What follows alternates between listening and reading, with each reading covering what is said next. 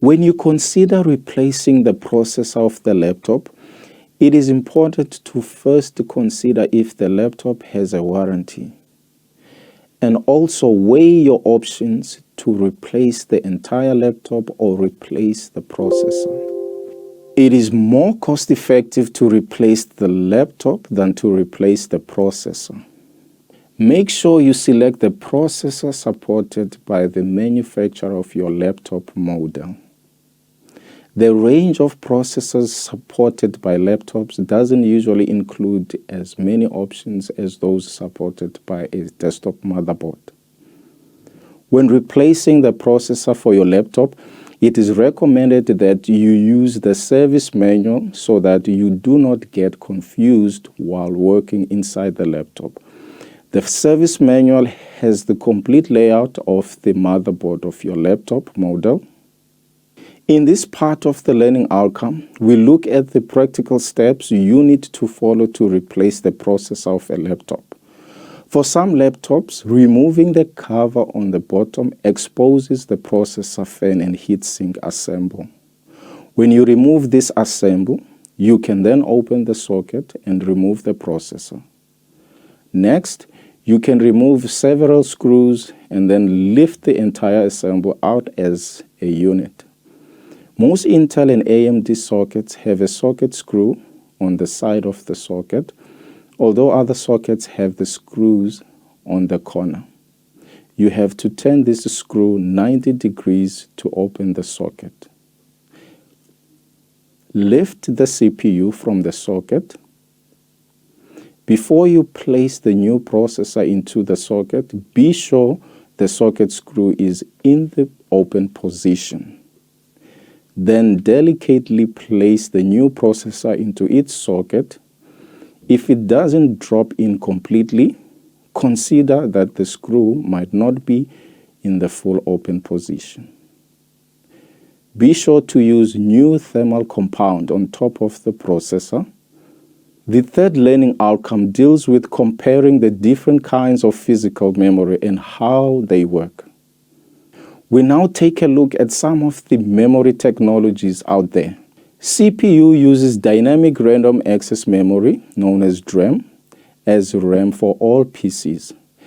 Just like CPUs, DRAM has gone through a number of evolution changes over the years, resulting in improved DRAM technologies such as SDRAM, RDRAM, and DDR-RAM. In this chapter, we focus on the dual inline memory module, known as DIMM, and small outline DIMM, categories of memory modules. Next up, we look at the factors that affect the capacity, features, and performance of DIMMs. Single channel means that the memory controller can access only one DIMM at a time. The dual channel allows the memory controller to communicate with two DIMMs at once, doubling the speed. Triple channel accesses three DIMMs at once, increase the speed even more. Quad channel access 4 DIMMs, and this makes it super fast. Dual inline memory module speed is measured in megahertz or PC rating. It's important to note that you are expected to be able to work out the PC rating. PC rating is calculated by multiplying the transfers per second by 8. And the speed is calculated by dividing the PC rating by 8. Today's PCs that need to watch for RAM errors use a special type of RAM called Error Correction Code RAM, known as ECC RAM. ECC is a major advance in error checking on DRAM. First, ECC detects any time a single bit is incorrect. Second, ECC fixes these errors on the fly. The checking and fixing come at a price. However, as ECC RAM is always slower than non-ECC RAM, ECC DRAM comes in every DIMM package type and can lead to some odd-sounding numbers. You can find DDR2, DDR3, or DDR4 RAM sticks, for example, that come in 240-pin, 72-bit versions. Similarly, you will see 200-pin, 72-bit SODIMM format. The extra 8 bits beyond the 64-bit data stream are for the ECC. The first type of error-detecting RAM was known as parity RAM. Parity RAM stored an extra bit of data called the parity bit that the memory controller chip used to verify whether the data was correct. Parity wasn't perfect. It wouldn't always detect an error, and if the memory controller chip did find an error, it couldn't correct the error. For years, parity was the only available way to tell if the RAM made a mistake. Buffers and registers hold data and amplify a signal just before the data is written to the module, and they can increase memory performance in servers. When a DIMM neither supports buffers nor registers, it is referred to as unbuffered DIMM. It is also possible to see registered DIMM written as RDIMM. When shopping for memory, especially for ECC memory, you are bound to come across the terms registered RAM or buffered RAM. Either term refers to a small register installed on some memory modules to act as a buffer between the DIMM and the memory controller. This little extra bit of circuitry helps compensate for electrical problems that crop up in systems with lots of memory modules, such as servers. The key thing to remember is that a motherboard will use either buffered or unbuffered RAM. That's typically consumer RAM, not both. Another memory feature is column access strobe, known as CAS, latency, which is the way of measuring access time. The delay in RAM's response time is called its latency. RAM with a lower latency, such as CL6, is faster than RAM with a higher latency, such as CL9, because it responds more quickly. The CL refers to clock cycle delays. The 6 means that the memory delays 6 clock cycles before delivering the requested data. The 9 means a 9-cycle delay. It wasn't that long ago that adding RAM to a laptop was either impossible or required you to send the system back to the manufacturer. For years, every laptop maker had custom-made proprietary RAM packages that were difficult to handle and staggeringly expensive. The wide acceptance of SODIMMs has virtually erased these problems. Most laptops now provide relatively convenient access to their SODIMMs, enabling easy replacement or addition of RAM. Access to RAM usually requires removing a panel or lifting up the keyboard. The procedure varies among laptop manufacturers. The fourth learning outcome deals with upgrading memory. Some of the possible reasons why you might want to upgrade the memory of your system include the fact that your system's performance might be slow due to many possible causes. Your system might be unstable due to various reasons. Whichever reasons you might have, here we look at the steps or questions you need to answer before adding more memory to your system. To answer the question of how much memory do you need and how much is currently installed, You need to first view the system information using the MSInfo32.exe tool. In the system information view, you should be able to see how much memory is currently installed in your system. Windows 10, Windows 8, and Windows 7 needs a minimum of 1 GB of memory for a 32-bit installation. And for a 64-bit installation, it needs 2 GB. Windows 10 Pro needs up to 2 TB of memory for 64-bit installation.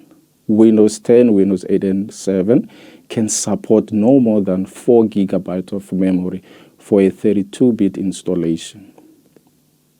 In order for us to answer the question, what type of memory is already installed, we can do so by first opening the case and look at the memory slots that are filled and use the existing memory modules to look for the imprinted information. This should give you an idea of what type of memory you need for your system.